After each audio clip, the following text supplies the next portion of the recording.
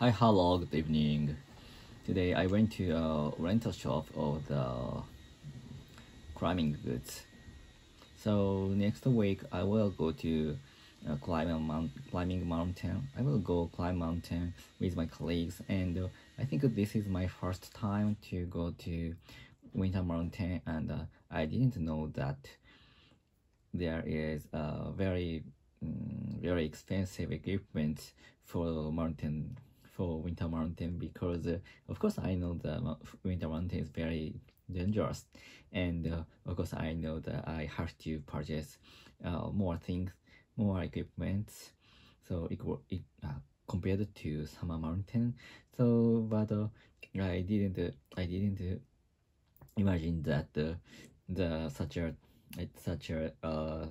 equipment very expensive, and I don't know, I didn't know how expensive they are. So that's why. So last week last 2 weeks ago I went to go to the sports shop with my colleagues who will go to the winter mountain with me, and I knew the fact. I learned the fact. I learned the fact at the time, first time. So that's why I decided to rental some mountain goods. For example, the underwear or Eisen cramps, and something like that. So today I went to go to a rental shop with my colleagues, with my colleague.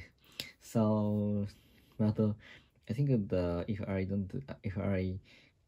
if I wouldn't rental some goods, so it would be around it would the cost would be would around the cost would be around more than, just a moment, 2,000 two 200,000 yen. So that was very terrible for me, and so first time we went to the sports shop, one of my colleagues decided to didn't purchase any goods, and he decided to rental everything at the time, and I think he is a winner, and he can save a lot of money, and but actually I purchased some winter shoes or something like that. So that's why I decided to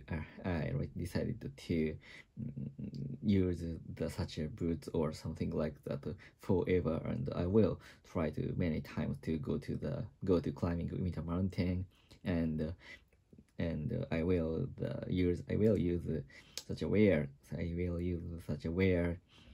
Mm, I will use such a wear or something for skiing or snowboarding. So that is so I was forced to go skiing or snowboarding with such equipment, which I purchased it for for winter mountain. So, and after purchasing such a goods, we went to a ramen shop in Shinjuku area.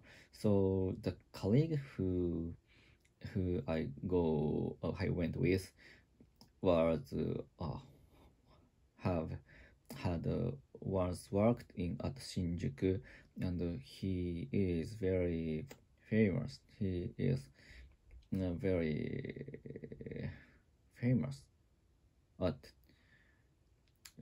he knew a lot of things uh, about the Shinjuku area, and he recommend very good ramen, very delicious ramen for me, and he said there is no ramen, there's no no more delicious ramen than that one, and I went to go the ramen shop at for this first time, and so of course, I sometimes go to Shinjuku area and to eat ramen or lunch or dinner or something, but I didn't know today's ramen shop, and that ramen shop is under a little bit older building, and I think I if I go pass through the building, I think I won't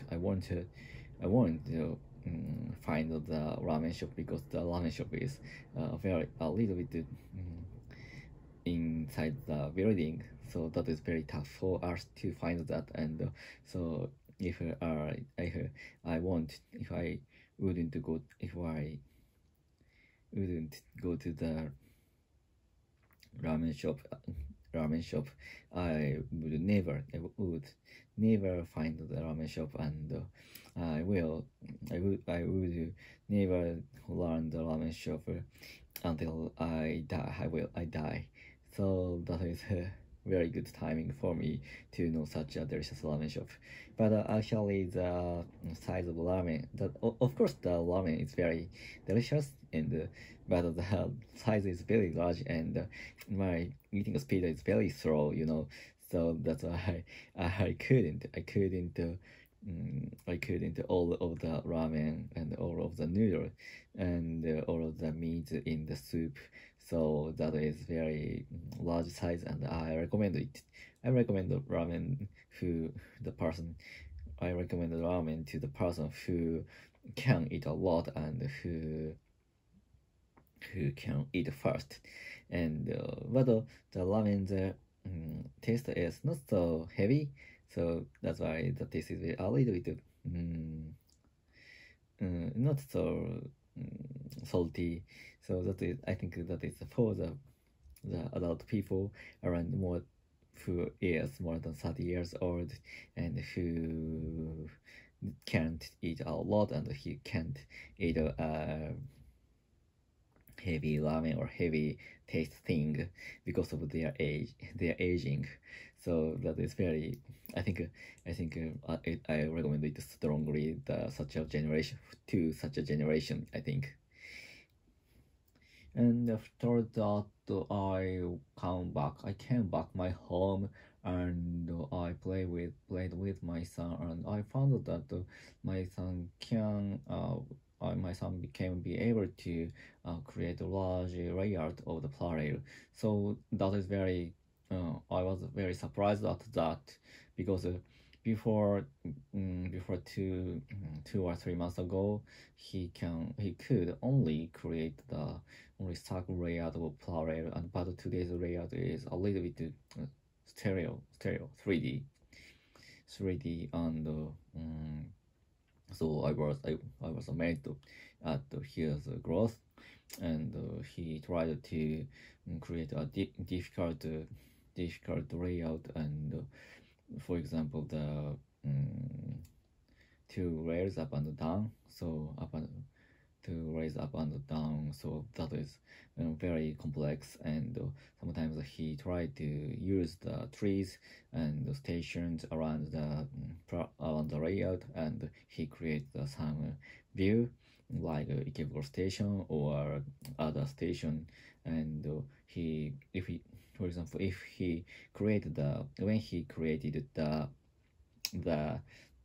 Ikebukuro station, he put the trains which is only used in the Ikebukuro station or in the line run alongside the Ikebukuro station. For example, Seibu Line or JR East 235 JR Yamamoto-sen.